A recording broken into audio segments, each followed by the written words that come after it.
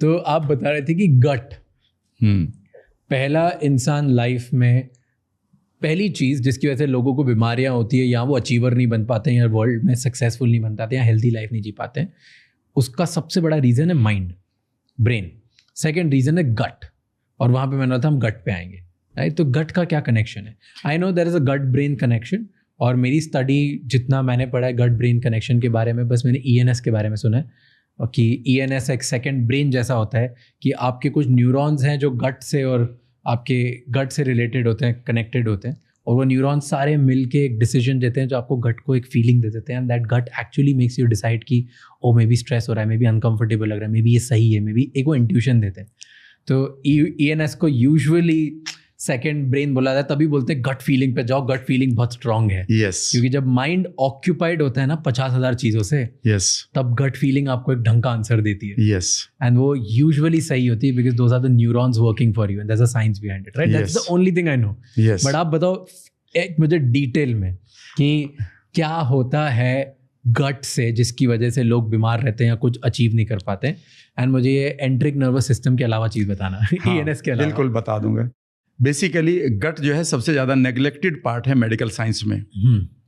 Medical science has neglected this part, और उन्होंने सिर्फ ये माना कि ये एक फूड पाइप है जहाँ से खाना पचता है, एंड फिर धीरे धीरे पता चल रहा है, और ये सिर्फ 20 सालों की रिसर्च है अगर माइंड और गट की बात करना शुरू करें, और गट के ऊपर अब बहुत सारी रिसर्च की अब चीज़ें आ चुकी हैं मार्केट में। Gut brain connection. हाँ, पहले तो गट को समझ लेते हैं। गट हमारे मुंह से शुरू होता है और एलिमिनेशन पार्ट तक जाता है। हाँ।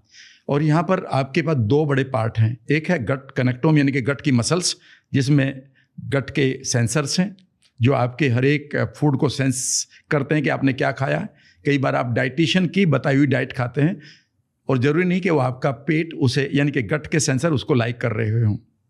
पहली चीज़, आपके गट की जो लाइनिंग है जिसको आप आंतें कहते हैं, वहाँ पर आपका इम्यून सिस्टम है जो इसलिए देखता रहता है कि कोई खाने के साथ बैड बैक्टीरिया आपके ब्लड में ना जाए, तो बड़ा काम उसका है।